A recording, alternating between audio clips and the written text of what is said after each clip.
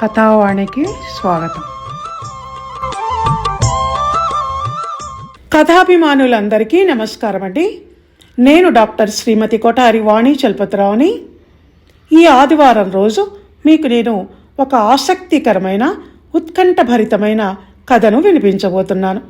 నేను రచించి నా స్వరంతో వినిపిస్తున్న ఆ కథ పేరు యాక్సిడెంట్. ఇంకా ఆలస్యం చేయకుండా కథలోకి ప్రవేశిద్దాం. కంపార్ట్మెంట్ కిటికీ దగ్గర కూర్చొని సైకాలజీ బుక్ ఏదో చదువుకుంటున్నాడు సాకేత్. ట్రైను ఏదో స్టేషన్లో ఆగింది. అది ఏ స్టేషను అని చూసే ఆసక్తి లేక ఏదో ఒకటి అన్నట్టు పుస్తకంలో నుంచి చూపు పక్కకు తిప్పలేదు. దిగేవాళ్ళు దిగుతున్నారు, ఎక్కేవాళ్ళు ఎక్కుతున్నారు. ఎవరో ఇద్దరు ఆడవాళ్ళు, ఒక ఆవిడ కొంచెం పెద్ద ఆవిడ, మరొక ఆవిడ 30 చేరువలో ఉన్న ఆవిడ వచ్చి తన ఎదురు సీట్లో కూర్చోవటం గమనించాడు. కానీ తలెత్తి వాళ్ళ ముఖాల వంక మాత్రం చూడలేదు సాకేత్. ఇంతలో ఎక్స్క్యూజ్ మీ అన్న సన్నటి నాజూకు గొంతు వినిపిస్తే అప్పుడు అటు చూశాడు. కొంచెం ఈ బ్యాగ్ పైన పెడతారా? బరువుగా ఉంది, పైగా నాకు అందటం లేదు అంది ఆ అమ్మాయి. షూర్ అంటూ లేచి బ్యాగ్ పెడుతూ అప్పుడు చూశాడు సాకేత్. ఆ పెద్దమ్మడ భుజం మీద ఒక 3 ఏళ్ల పాప పడుకొని నిద్రపోతుండటం.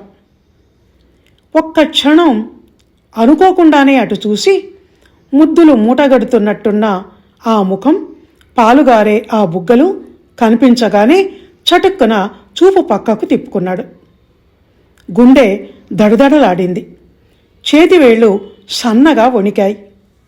చటుక్కున లేచి ఆ కంపార్ట్మెంట్లో నుంచి వేరే కంపార్ట్మెంట్లోకి వెళ్ళిపోవాలని అనిపించింది. ఇంకా తను గమ్యం చేరుకోవటానికి 4 గంటల టైం పడుతుంది. వీళ్ళు ఎక్కడ దిగుతారో తెలీదు. ఒకవేళ వాళ్ళ గమ్యము అదే అయితే 4 గంటలు ఇలా ఇక్కడ ఎలా కూర్చోవాలి అని ఆలోచిస్తున్నాడు సాకేత్. నిద్రపోతున్న పాప లేచినట్టుంది. చిరాకు చేస్తున్నట్టుగా గునుస్తూ సన్నగా ఏడుస్తోంది.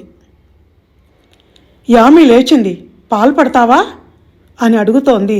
బహుశా ఆ అమ్మాయి తల్లి అయిన ఆవిడ. అప్పుడు కొంచెం కనురెప్పలు ఎత్తి చూశాడు సాకేత్. ఆ తల్లి కూతుళ్ళిద్దరూ కూడా పెద్దింటి స్త్రీలు అన్నట్టు హుందాగా ఉన్నారు. ఆ అమ్మాయి అందంగా ఉంది. పచ్చటి అందమైన ఆకర్షణీయమైన ముఖం, తీగలా సాగినట్టున్న శరీరం, సన్నటి నడుం, ఆ నడుము మీద నాట్యం చేస్తున్నట్టున్న పొడవాటి జడ.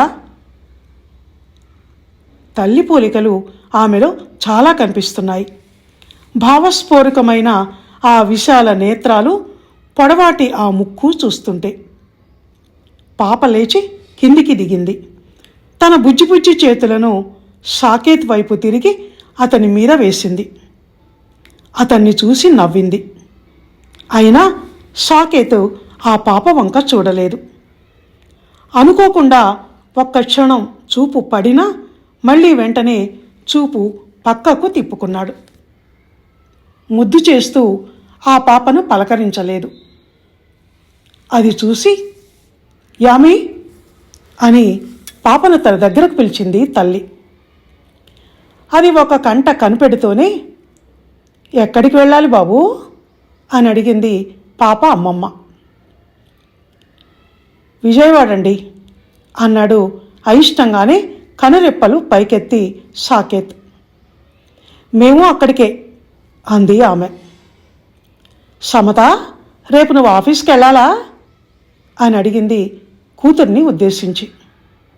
దాంతో ఆమె పేరు సమత అని, తను వర్కింగ్ లేడీ అని అర్థమైంది సాకేత్కి. అక్కడే ఉంటారా మీరు మళ్ళీ అడిగింది సాకేత్ నా పెద్ద ఆవిడ. మాటిమాటికి ఆవిడ ఆ అతి చనువు తీసుకుంటూ అలా అడగటం నచ్చటం లేదు సాకేత్కి.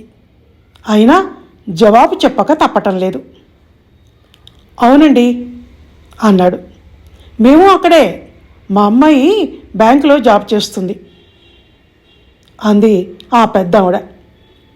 ఆ సంభాషణ చిరాకు అనిపించినా ఆమె పెద్దావిడే గనక అయిష్టంగానే విన్నాడు సాకేత్.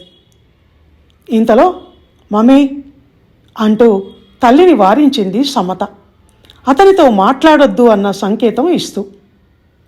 అప్పటికే నీ పేరేంటి బాబూ అని ఆమె అడగటం, సాకేత్ అని అతను సమాధానం చెప్పటం అయిపోయాయి. తన మీద సమత అనే ఆమె కోపంగా ఉందని అర్థమైంది సాకేత్కు. దాంతో కొంచెం అవమానం అనిపించింది. ఆవిడ మనిషి చక్కగా పొందికగా ఆకర్షణీయంగా ఉంది, మంచి మనిషిలా కూడా ఉంది. కానీ తన హావభావాలు బాడీ లాంగ్వేజ్ కనిపెట్టి హర్ట్ అయినట్టు అనిపించి సాకేత్ మనసులోనూ చిన్న కదలిక మొదలైంది. ఎంతసేపని పుస్తకం ముఖానికి అడ్డం పెట్టుకొని అలా కూర్చోవాలో అర్థం కాలేదు. నిజంగా చదవాలన్నా చదివి చదివి బోర్ కొడుతోంది. ఎదురు సీటులో ముద్దులు మూటగట్టే పాప ఉంది. ముద్దు ముద్దుగా వాళ్ళ అమ్మతో బిక్కి కాలి నేనిక్కల కూతుంతా పాలొద్దు తాగా అంటూ ఇలా ఏవేవో మాటలు ముద్దు ముద్దుగా మాట్లాడుతోంది. సాకేత్ మాత్రం ఎంత ప్రయత్నించినా ఆ పాప ముఖం వంక చూడలేకపోతున్నాడు, దగ్గరికి రమ్మని పిలవలేకపోతున్నాడు. ఆ ఆలోచన వస్తేనే గుండెలో ఏదో గుబులు, భయం. పాప మళ్ళీ తన వైపు తిరిగి చేతులు రెండు తన ఒళ్ళో వేసి తన వంక చూసి నవ్వటంతో చటుక్కన అక్కడి నుంచి లేచి టాయిలెట్ ఉన్న వైపు నడిచి అక్కడ డోర్ దగ్గర నిల్చున్నాడు సాకేత్. తర్వాత ఒక దగ్గర ఒక సీటు ఖాళీగా ఉంటే వెళ్ళి అక్కడ కూర్చున్నాడు. అదే టైంలో పాపని తీసుకొని అటు టాయిలెట్కు వచ్చింది సమత. అక్కడ కూర్చుని ఉన్న సాకేత్ వంక తీక్షణంగా చూసింది. పట్టుబడ్డ దొంగల అవమాన భారంతో చూపు పక్కకు తిప్పుకున్నాడు సాకేత్. సమత ముఖం కోపంతో బుసలు కొడుతున్నట్టుగా ఉంది. ఇంతలో ఆ సీట్లో కూర్చునేవాళ్ళు రావటంతో లేచి మళ్ళీ తన సీటు వైపు వెళ్ళాడు. కూతురు లేకపోవటం, ఆ అబ్బాయి రావటం చూసిన ఆ పెద్దావిడ, మీ ఫ్యామిలీ కూడా విజయవాడలోనే ఉంటుందా బాబు? ఎంతమంది పిల్లలు అని అడిగింది. ఆమె తనను అలా ప్రశ్నల మీద ప్రశ్నలు ఎందుకు అడుగుతుందో అర్థం కాక ముఖం చిట్లించి, నాకు పెళ్లి కాలేదండి, చేసుకోలేదు అన్నాడు సాకేత్. ముదురు బెండకాయలా ఉన్న సాకేత్ వంక, ఇంకా పెళ్లి కాలేదా, పిల్లల తండ్రిలా ఉన్నావు అని అనుకుంది మహేశ్వరి అనే పేరు గల సమత తల్లి. తన పేరు అతనికి తెలియాలన్నట్టుగా నా పేరు మహేశ్వరి అని కూడా అంది. నీ పేరు ఏదైతే నాకెందుకు అని మనసులో అనుకున్నాడు సాకేత్. ఆవిడ కొంచెం గంభీరంగా మితభాషగా ఉండకుండా తనతో తొలి పరిచయంలో, అది రైలు ప్రయాణంలో ఆ అతి చనువు ఎందుకు చూపిస్తోందో అర్థం కాలేదు సాకేత్కు. కూతురు రాగానే ఆమె అంతవరకు ఆ అబ్బాయితో ఏమీ మాట్లాడనట్టు నటిస్తూ కిటికీలో నుంచి బయటకు చూస్తూ కూర్చుంది. సమత అన్న పేరు గల అమ్మాయి ఈసారి మరింత సీరియస్గా ముఖం పెట్టి వచ్చి తన సీట్లో కూర్చుంది. యామి సాకేత్ దగ్గరికి రాకపోతే ఈసారి రెండు చేతులు పట్టుకొని తన వైపు విసురుగా గుంజుకుంది. మహేశ్వరి అనే ఆ పెద్దావిడ నిద్రలో కునికిపాట్లు పడుతుండటం చూసి సమత వైపు చూస్తూ, రానిండి పాపను అన్నాడు సాకేత్. ఇప్పటికైనా నోరు విప్పకపోతే బాగుండదు అన్నట్టు. వద్దులేండి, మీకు పిల్లల పొడ గిట్టదులా ఉంది, పిల్లల్ని చూసి అసహించుకునే వాళ్ళు కూడా ఉంటారని నాకు ఇప్పుడే తెలిసింది అంది చూపులు అతని వంక తిప్పకుండా తల కొద్దిగా వంచుకునే. పదునైన ఆ మాటలకు నొచ్చుకున్నాడు సాకేత్. అసహ్యమా? చచ, అదేం మాట అన్నాడు చటుక్కున. నేను ఆ మాత్రం కనిపెట్టలేననుకున్నారా అంది ఆమె రోషంగా. దాంతో సాకేత్, మీకు కనిపించేది నా చర్యలు, హావభావాలే, దాని వెనక ఉన్న బలమైన కారణం మనసు గాయం ఇవేవి మీకు కనిపించేవి కావుగా అని అనగానే చటుక్కున తలెత్తి చూసింది సమత. మళ్ళీ సాకేతే అన్నాడు, ఏ గుండెలో ఏం దాగుందో తెలుసుకోకుండా అలా తొందరపాటు నిర్ణయానికి రాకండి అని.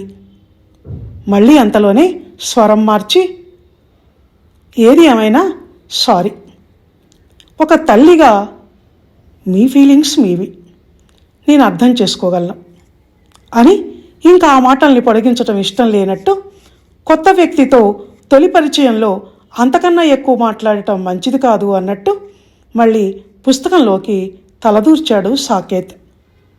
ఆ మాటలతో సమత మనసు చెలించింది. ఈసారి పశ్చాత్తాపపడటం ఆమె వంతు అయింది.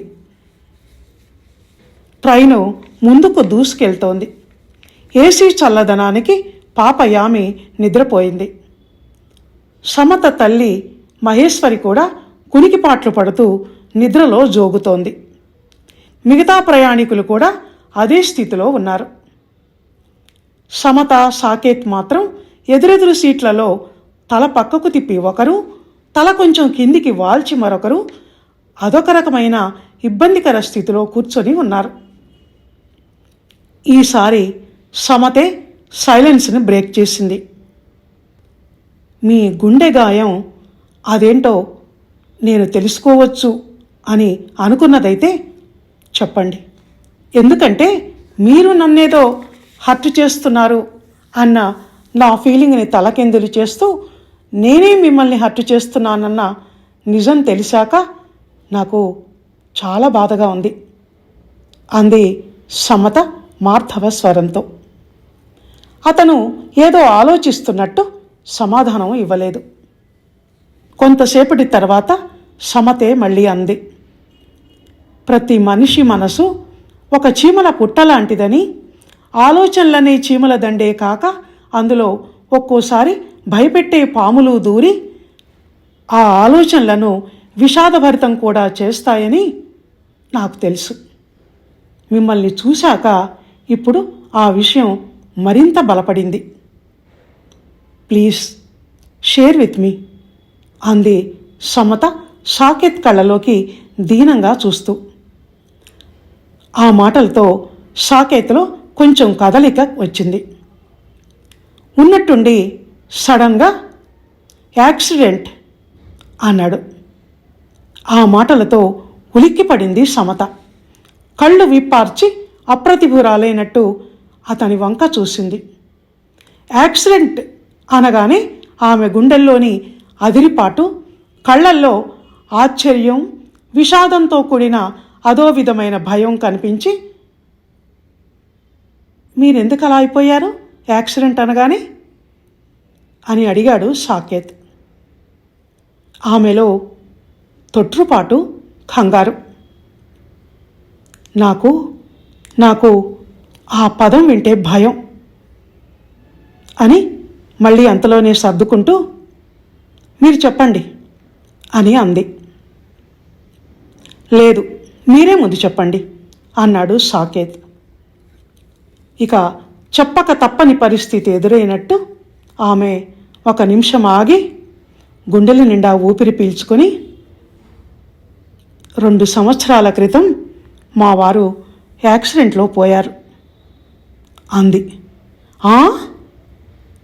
నమ్మలేనట్టు ఆమె వంక చూస్తూ ఆశ్చర్యంగా అన్నాడు సాకేత్. ఆ ఒక్క మాటతో అంతవరకు ఆమె గురించిన తన ఆలోచనలు, అనుకున్న విషయాలు అన్నీ తల్లకిందులైపోయి ఈసారి ఆమెలో మరో రూపం కనిపించింది సాకేత్కు. జాలితో మనసు నిండిపోయింది. ప్రతి మనిషి మనసు ఒక చీమల పుట్ట, అందులో పాములు ఉండొచ్చు అన్న ఆమె మాటల భావం అప్పుడు అవగతమైంది సాకేత్కు. ఏమి యాక్సిడెంట్, ఎలా జరిగింది అని అడిగాడు. బైక్ మీద వెళ్తుంటే ఎదురుగా వేగంగా వస్తున్న కారు డాష్ ఇచ్చింది. Spot dead. కళ్ళల్లో నీళ్లు తిరుగుతుండగా అంది ఆమె. హిట్ అండ్ రన్నా అడిగాడు సాకేత్ ఆరాటంగా. అలాంటి ప్రశ్న ఎందుకు అడుగుతున్నాడో అర్థం కాక ఆశ్చర్యంగా అతని వంక తలెత్తి చూస్తూ, అవును, అది వేళగాని వేళ. రోడ్డు మీద జనం ఎక్కువగా లేరు. దాంతో ఏ సందులోకో పారిపోయాడు. మళ్ళీ దొరకలేదు. కాసేపటికి ఇంకెవరో చూసి పోలీసులకు ఫోన్ చేశారు. వాళ్ళు మాకు ఇన్ఫామ్ చేశారు. మేము వెళ్ళేసరికే ఆ తర్వాత ఇక చెప్పలేనట్టు ఆగిపోయింది సమత. అది చూసి, సారీ, మిమ్మల్ని బాధ పెట్టాను అన్నాడు సాకేత్. ఆమె ఒళ్ళోని పాప యామి వంక చూస్తూ, పాపం, తండ్రి లేని బిడ్డ అన్న ఆలోచన రాగానే జాలి కలిగింది సాకేత్కు. సమత అంది, పర్వాలేదు, అయినా మీరు బాధ పెట్టేదేంటి? ఎప్పుడూ ఉండేదే. జీవితంలో అనుకోకుండా జరిగే యాక్సిడెంట్స్ ఒక వ్యక్తి ప్రాణాలను అకస్మాత్తుగా హరించటమే కాదు, ఆ వ్యక్తితో అల్లుకుని ఉన్న జీవితాలను కూడా పెరికి పారేసి యాక్సిడెంటల్గా చిన్నాభిన్నం చేస్తాయి అని. ఇప్పుడు మీరు చెప్పండి, యాక్సిడెంట్ అని ఎందుకన్నారు అని అడిగింది సమత. ఆ ప్రశ్నతో సాకేత్ ముఖం పాలిపోయింది. కళ్ళల్లో నీలి నీడలు కమ్ముకున్నాయి. నేను ఒకప్పుడు ఒక ఘోరమైన యాక్సిడెంట్ చేశాను. చేశారా? అతని నోట్లో మాటలు నోట్లో ఉండగానే సడన్గా అలా అనేసింది సమత. అవును, చేశాను. యవ్వన ప్రారంభ దశలో నేను ఫ్రెండ్స్తో సినిమాలు, షికార్లు, పబ్బుల్లో పార్టీలు అంటూ కన్ను మిన్ను కానకుండా తిరిగేవాణ్ణి. అర్ధరాత్రి బైక్ రేస్ల జోష్లు, మందు మత్తులో జోగుతూ ర్యాష్ డ్రైవింగ్లు, ఇవే లైఫ్ తప్ప నాకు మరో లైఫ్కు అర్థం తెలిసేది కాదు. తెలిసి తెలియని వయసు, పర్సు నిండా డబ్బులు, క్రెడిట్ కార్డులు నన్ను వివసుణ్ణి చేసేశాయి. అర్ధరాత్రి దాకా ఒక రేవ్ పార్టీలో గడిపి ఒకరోజు విపరీతమైన వేగంతో కారు నడుపుతూ కంట్రోల్ తప్పి తండ్రి తల్లితో కలిసి అప్పుడే నైట్ ఎక్స్ప్రెస్ బస్ ఏదో దిగి రోడ్డు దాటటానికి ఒక పక్కన నిల్చున్న 3 ఏళ్ల వయసుండే పాప మీదికి కారును ఎక్కించేశాను. అంతే, పెద్ద కేకతో అంతెత్తున ఎగిరిపడింది పాప. తల్లిదండ్రుల ఆర్తనాదాలు దిక్కులను పిక్కటిల్లేలా చేశాయి. అప్పుడే ఆ డిస్ట్రిక్ట్ బస్సు అక్కడ ఆగటంతో అందులోని జనం దిగి పరిగెత్తుకుంటూ వచ్చారు. నేను సడన్ బ్రేక్ వేయటం వల్ల కీచుమన్న శబ్దంతో నా కారు అంత దూరం వెళ్ళి ఆగింది. జనం నా కారును చుట్టుముట్టారు. ఇంకాసేపటికి చేతుల్లో రక్తం ఓడుతున్న పాప శవంతో తల్లిదండ్రులు పరిగెత్తుకుంటూ వచ్చారు. వాళ్ళ అరుపులు, కేకలు, ఆర్తనాదాలు, నా మీద వాళ్ళు చేసిన దాడి, వీటితో అక్కడి వాతావరణం అంతా భయానకంగా, బీభత్సంగా, విషాదంగా మారిపోయింది. దాంతో నా మత్తు దిగిపోయింది. చేసిన తప్పు, ఘోరం తెలిసి వచ్చాయి. తండ్రి చేతుల్లో నిర్జీవంగా పడి ఉండి పక్కకు తలవాల్చి ఉన్న ఆ పాప ముఖం నా మనసును మెలిపెట్టింది. ఈ దుర్ఘటన జరిగి 5 ఏళ్ళయింది సమత గారు. అయినా ఇప్పటికీ క్షణ క్షణం నా కళ్ళ ముందు ఆ దృశ్యం భయంకరంగా కనిపిస్తూనే ఉంటుంది. ఆ పాప నిర్జీవమైన ముఖం, తెరిచి ఉన్న కళ్ళు, నన్ను నువ్వే చంపావు, నన్ను నువ్వే చంపావు అని అరుస్తూ ఏడుస్తున్నట్టుగా కళ్ళ ముందు కనిపిస్తూ ఉంటుంది. ఆ తర్వాత నేను ఎదుర్కొన్న పోలీస్ కేసు, అనుభవించిన శిక్ష, వాళ్లకు చెల్లించిన నష్టపరిహారం ఇవేవీ నాకు గుర్తులేవు. ఒక్క ఆ పాప ముఖం తప్ప. అది నన్ను వెంటాడి వెంటాడి వేధిస్తోంది. ఎంత నష్టపరిహారం చెల్లించినా ఆ పాప ప్రాణాలను మాత్రం నేను వెనక్కి తీసుకొని రాలేను కదా. ఆ తల్లిదండ్రుల కడుపు శోకాన్ని మాన్పలేను కదా అని అనిపిస్తూ ఉండేది ఎప్పుడు. పాప ప్రక్షాళనగా ఏం చేయాలి అని ఆలోచించి చివరకు నాకు నేనే ఒక కఠిన శిక్ష విధించుకున్నాను అని అక్కడ ఆగిపోయిన సాకేతును ఉద్దేశించి, ఏంటది అని అడిగింది సమత ఆ నిశ్శబ్దాన్ని భరించలేను అన్నట్టు. అప్పటికే ఆమె గుండె ఒక్క క్షణం లయ తప్పింది. సమత గారు, యాక్సిడెంట్కు గురైన వాళ్ళు ఎదుర్కొనే నష్టం గురించి అందరికీ తెలుసు. అది అందరూ ఊహించగలరు. కానీ యాక్సిడెంట్ చేసిన వాడు కారణం ఏదైనా, తప్పు ఇద్దరిలో ఎవరిదైనా అనుభవించే నరకం మాత్రం ఎవరి ఊహకు అందనిది. ఒక్క అతనికి మాత్రమే తెలిసింది. ఇలా నేను అనటం వినేవాళ్లకు అనుచితంగా, ఫలాయనవాదంగా కూడా అనిపించవచ్చు. అయినా నా అనుభవం నేను చెప్తున్నాను. నీ అనుభవం ఎవడికి కావాలి అని మీరు అనుకున్నా అన్నాడు సాకేత్ అతని వంక సానుభూతిగా చూస్తూ. నేను అర్థం చేసుకోగలను. పశ్చాత్తాపం గుండెను మెలిపెడుతుంది అంది మెల్లిగా. సమత అలా అని సాకేత్ తర్వాత చెప్పబోయే మాటల కోసం ఎదురు చూస్తోంది.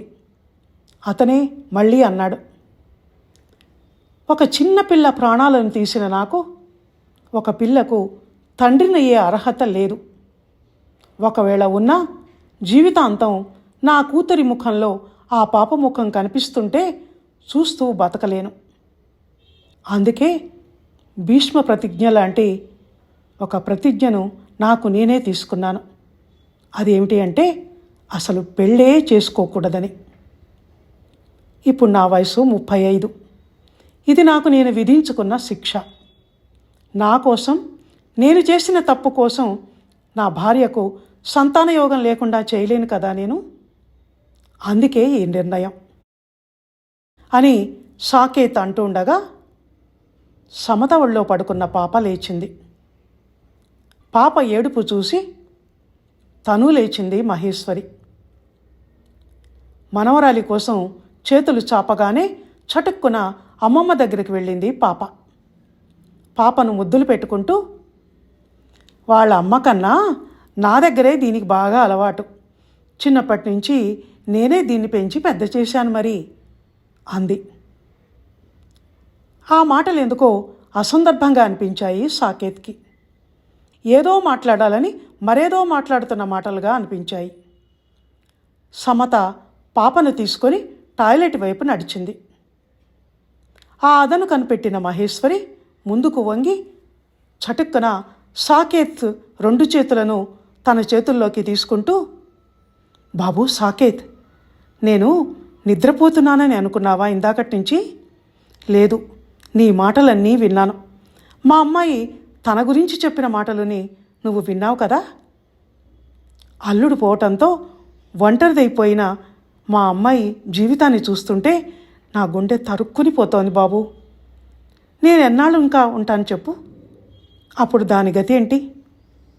జీవితం అన్న తర్వాత అనుకోనివి ఇలా ఏవేవో జరుగుతుంటాయి. అంత మాత్రాన ఉన్నవాళ్ళు ఉన్న జీవితాన్ని వ్యర్థం చేసుకోకూడదు కదా. నువ్వు మాత్రం కావాలని చేశావా ఆ యాక్సిడెంట్ని? ఆ అమ్మాయికి అంతవరకే ఉంది ఆయుష్. దురదృష్టవశాత్తు ఆ చావు నెపాన్ని నీ మీద పెట్టాడు ఆ దేవుడు. బాబు, మళ్ళీ మా అమ్మాయి వస్తుంది. తను రాకముందే నేను నీకు ఒక మాట చెప్పాలి. కాన్పు కష్టం కావడం, ఈ ఒక్క బిడ్డ చాలనుకోవటంతో మా అమ్మాయి దీన్ని కన్నప్పుడే మళ్ళీ పిల్లలు పుట్టకుండా ఆపరేషన్ చేయించుకుంది. కనుక నీ నిర్ణయము నెరవేరినట్లవుతుంది. నా బిడ్డ జీవితానికి ఒక ఆలంబన తోడు దొరికినట్టు అవుతాయి. నీ కులం, గోత్రం, మీ కుటుంబ వివరాలు ఇవేవీ అడగను నేను. నీ జీవితాన్ని అర్థం చేసుకున్న నువ్వు నా బిడ్డ జీవిత పరిస్థితిని అర్థం చేసుకోగలవన్న నమ్మకంతో అడుగుతున్నాను. ప్లీజ్ సమితను నువ్వు పెళ్లి చేసుకో బాబు. నీ నిర్ణయం వల్ల 3 జీవితాలు బాగుపడతాయి. నీది, తనది, పాపది. నాకు ఇక ఈ వృద్ధాప్యంలో నిశ్చింత. ప్లీజ్ కాదనొద్దు అంటూ అంతలో సమత రావటంతో చటుక్కున చెయ్యి వెనక్కు తీసుకొని మామూలుగా కూర్చుంది ఆవిడ. ఆవిడ చూపులు మాత్రం సాకేత్ నిర్ణయం కోసం ఎదురు చూస్తున్నట్టు అతని ముఖం వైపే ఉన్నాయి. ఇదేంటి అకస్మాత్తుగా? జీవితంలో యాక్సిడెంట్స్ అనుకోకుండా అకస్మాత్తుగా జరిగి జీవితాలు వ్యతిరేక దిక్కుకు ఎలా తిరిగిపోతాయో, నిర్ణయాలు కూడా అలా అకస్మాత్తుగా జరిగిపోయి జీవితాలు యాక్సిడెంటల్గా అనుకూల దిక్కుకు కూడా మలుపు తిరుగుతాయా అని ఆశ్చర్యపోతూ ఆలోచిస్తున్నాడు సాకేత్. అలా ఆలోచిస్తుంటే అనుకోకుండా అతని పెదవుల మీద ఒక చిరునవ్వు వచ్చి నిలుచుంది.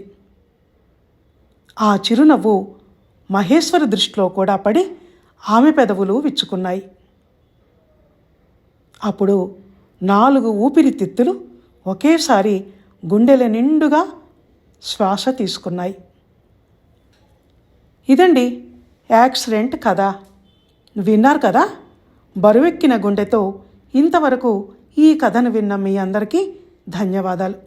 ఈ కథ కనుక మీకు నచ్చినట్టయితే లైక్ చేయండి, షేర్ చేయండి, కామెంట్ చేయండి. ధన్యవాదాలు.